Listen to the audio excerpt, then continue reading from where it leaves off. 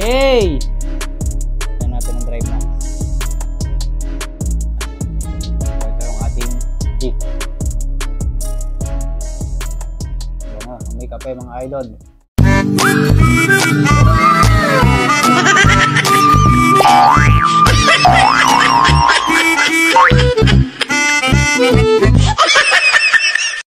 This channel does not promote or promotion any illegal activities. All content provided by this channel is meant only for educational purpose only.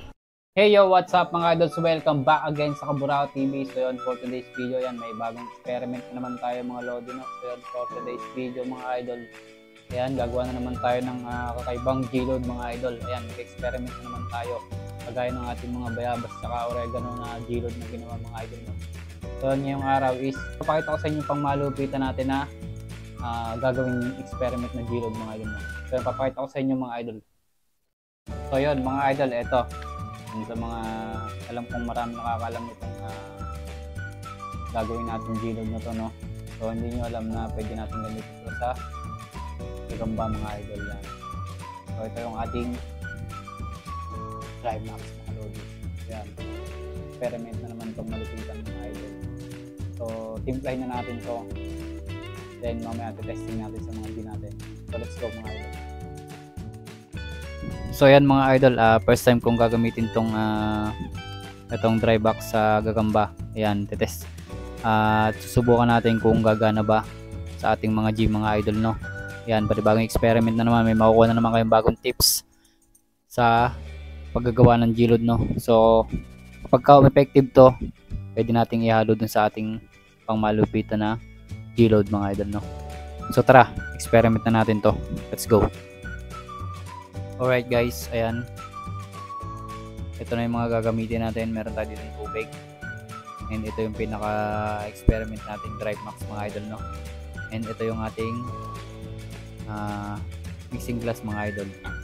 So ayan mga idol, same process pa rin sa kagaya ng unang ginagawa natin. Ayan, gagamit tayo ng syringe mga idol. So 1 ml yung ginamit natin ngayon mga idol, no? Ayan, yung 1 ml na syringe. So simulan na natin mag-experiment. Let's go. So ayan mga idol, unang gagawin nyo is bubuksan nyo itong dry max coffee mga idol. Yan, napakalupit na ito. Sigurado ito manginginig sa lakas ang ating mga G mga idol. Ayan. So kuha lang tayo dito ng isa, dua,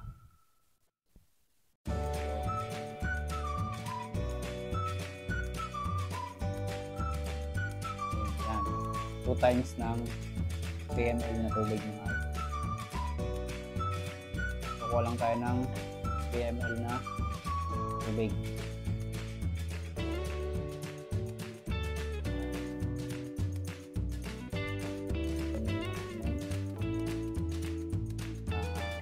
Dry max powder mga idol.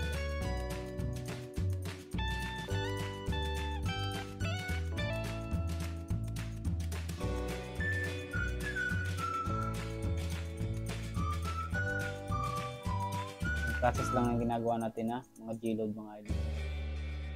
So ibig sabihin pagka effective to, pwede natin siyang ihalo sa ating super G-load mga idol.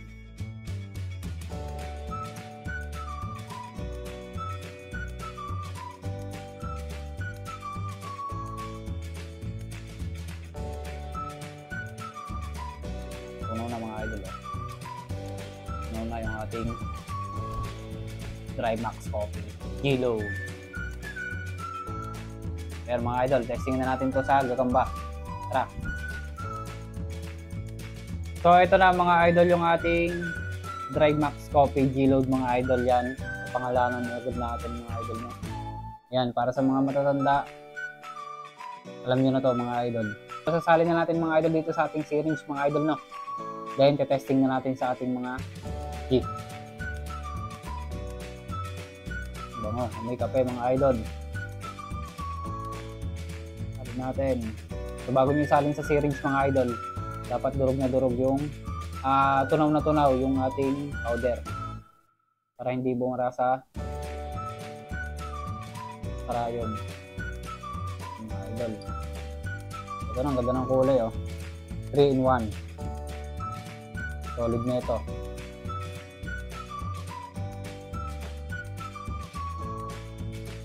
So let's go na mga idol, testing na natin to, the moment of truth. Kung gagana ba sa ating mga G. Tara. So yan mga idol, nandito tayo sa labas. Yan, ito yung ating 3 in 1 na yun. Kita nyo naman kulay brown. So ito yung mga gamba natin, flex ko lang sa inyo yung mga gamba natin mga idol. Yan.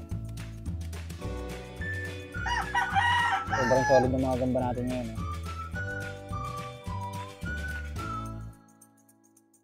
So kuha tayo dito ng isa, yung mga bagong huli.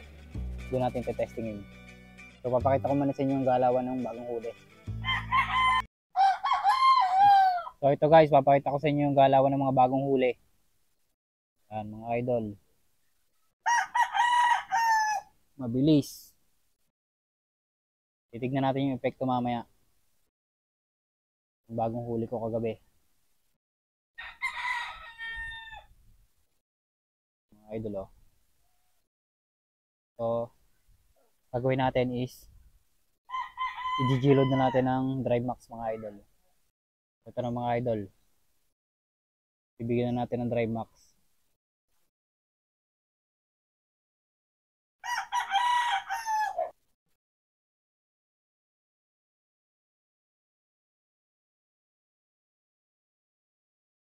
Yan na mga idol, napainom na natin. So yan na mga idol yung ating gagamba. Ayan, maghihintay lang tayo ng 15 minutes kung ano magiging resulta, kung ano magiging epekto sa ating gagamba mga idol, no? Ito na guys, the moment of truth. Ito yung mga galawan nung naka-Drive Max na siya mga idol. Ayan.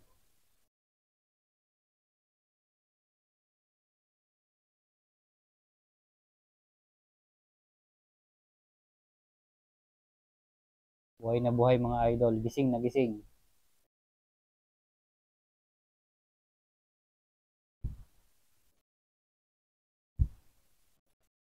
Gising na gising yung ating gagamba mga idol, no? Yan, oh. Yan. So yan mga idol, kita nyo yung pwestuhan. Iba dun sa naka-superload natin. Ayan, kita nyo, bukang-buka yung mga paa. So yan mga idol, ito naman yung ating naka-superload. Ayan, kita nyo yung mga pwestuhan. Tikom na tikom yung mga paa. Ayan, pulahan. Then ito yung kasagupaan yung ating binigyan ng Drive Max Superload yan. Tigre. So testing na natin mga idol. Ito na mga idol yung ating naka-superload. So isasampan na natin yung ating binigyan ng Drive Max. Yung Tigre mga idol yan. Ito. Yan natin ipapalag. Hey! Yan mga idol oh. Binalutan agad ng ating naka-superload. Pero pumapalag mga idol, naputol yung paa oh. Oh. Mga idol. Tingnan natin kung ano nangyari dun sa no, yan ito mo. Kita mo? Lumalabang bossing. Iba yung Drive Max bossing. No? Lumalabang bossing. Kumakawala yung bossing. Ayun, nakadali. So, pero kung makakawala pa bossing, oh. Kaya mga idol, matibay yung ating naka-superload. Kita nyo naman. Hindi man lang... So, ayun mga idol, hanggang dito na lang muna yung video natin. And napanood nyo naman yung ginawa nating experiment na bagong G-load mga idol, no? Bago na naman kayo natutunan. Ayun, ito yung ating Drive Max mga idol, no? So, pwede pala itong gamitin at ihalo dun sa ating ginagawang G-load mga idol, no? So ito lang kanina yung ginamit ko, kita nyo naman doon sa ating gagamba mga idol. So nakita nyo kung paano siya makipagsagupaan mga idol, no. So ito is pwede nating ihalo doon sa ating ginagawang G-load ng mga idol. So sana may natutunan naman kayong bagong mga idol, and maraming salamat po sa panonood at sa mga walang sawang sumusuporta sa Kaburao TV. So yun, sa mga bago pa lamang, mag-subscribe na kayo at i-hit ang notification bell mga idol dyan sa baba ng aking video mga idol, para lagi po kayong updated sa tuwing ako may mga bagong upload ng mga vlogs mga idol, no. So maraming salamat sa Kaburao TV. Peace out.